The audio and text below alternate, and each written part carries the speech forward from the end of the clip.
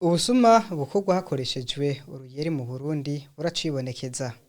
Abasuma batatu bene ubwo bubisha nibo berekanywe n'igipolisi cy'u Burundi kuri uyu wa gatatu Munyonyo 2022 ko bivye imiliyoni zigera ku majana 3 umwene igihugu mu Burundi Jamari Nyanzira. Bamuhenze ko amafaranga ashaka yose ayaronka mu mwanya muto cyane. Nyanzira Jamari nyine kwibwe amafaranga yatumenyesheje ko bamusize parfait bakamuha n'amazi yuhagira mu maso aho adasubira kwitahura, bakamubwira ko acaronka amafaranga menshi, aho banamubwiye ibintu vyinshi agenda aragura harimo isandugu n'ibindi. Niho ujya Andre yaciye anzanira urupapuro turashobora kuzuza ko urupapuro ibintu byose ukeneye ti andika ko amahera ngaho ukeneye. Ndabwira ati none yanditse ko amahera yose ukeneye cyanda yarora, ndambwira ati amahera yose ukeneye yandike.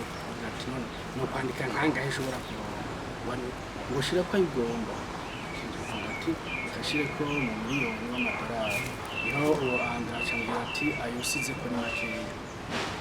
Vuga ati ni makeya yego tishira ko mu miliyaridi y'amadolari. Sawa canduzuza ko ubwo busa hama mpejeje kubwuzuza acavuga ati tuzana $300 ndayamuha. Niho gucambira ati cuza rero ico turonderera aho dushobora gukorera kugira ngo tubikore. Sa nta kibazo ndabafatira mezo de passage $1,000. Maze kubafatira mezo de passage cambira ati turonderera ibikoresho ndamaza ati n'ibikoresho hakenerwa ibiki ngo tugende mu isoko turakwereka ibyo ugura. Baranyereka marido, matapi, intebe n'amameza nyene n'ibindi byinshi turabishikanaho aho kuri mezo de passage. Niho yashambwiye ati we rero genda acaranka yuko ashobora kubyestara ariho turi. Hama je ntanagira acambwiye ati uzoca muza bukeye. Niho bukeye no ku mugoroba twagenda dusanga heje kwestara. Hama yaheje kwestara acambwiye ati rero uracuzana cugenda ugure isanduku ndaja kuyigura ndayizana. Amaze kuyizana acambwiye ati rero kuyizana we cugenda uzocugaruka ejo ku mugoroba. Niho ku mugoroba hageze ndasubira ndaza aca arafungura acanyereka mbona isandugu iruzuye amahera. Carambwira ati rero we yayitoreye n'amahera acatora $200 y'amadolari.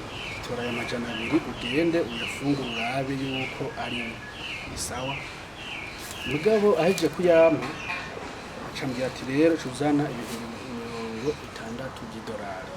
kugira ngo tumuhe aya mahera. Vuga ati $60 sanzwe nagenda kuyazana. Maze kuyazana ayo mahera acavuga ati ayo mahera umuntu wayarya bisabwa yuko yajya yose araheze. Kwinjira hariho amazi yaduha twakaraba kisi ukihumura mu maso. Rero maze kwihumura mu maso ibintu byose yakubwira warabyemera. Hama amahera yose ndayazana, ayo yantuma yose ndayazana.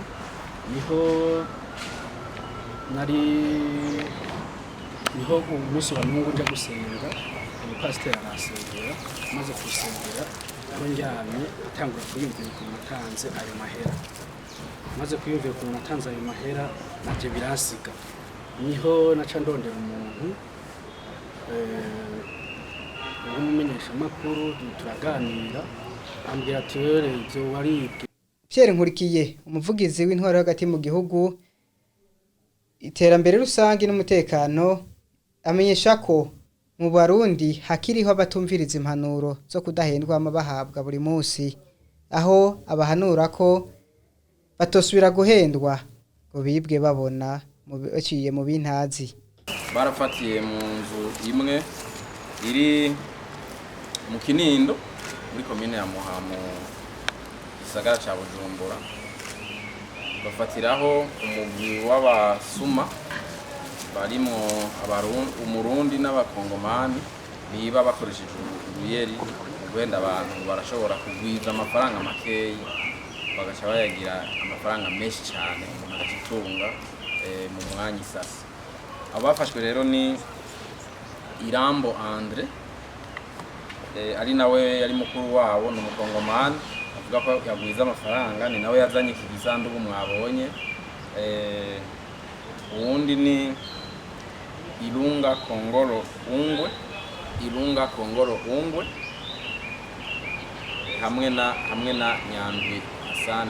Uyu wa nyuma Nyandwi Hassan n'umurundi.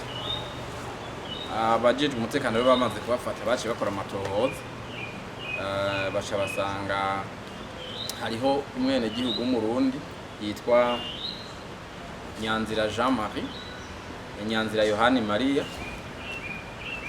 Uyu mugwi w'aba basuma wivye amafaranga y'amarundi angana miliyoni amajana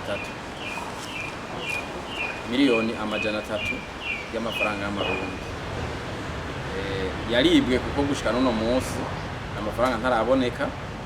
Bababajije bariko barakora amatohoza, bishuye yuko amafaranga bayahereje ibintazi. Bumva muri amafaranga nta n'ifaranga rimwe n'ubu barashobora kwerekana hano. Dufatiye rero kuri ibi byabaye, mwumvise no kungene mwene kuyatwagwa yasiguwe, biribonekeza yuko impanuro akamo twama twateye abarundi hariho n'uno munsi abatagafata nka nkama bakarubira kugwa mu mutego mbovu. Twama twabwiye abarundi n'aba muri kino gihugu yuko hariho abasuma biba bakoresheje ubuhinga bwinshi, harimo n'ibi byo kwiba bakoresheje ubuyeri.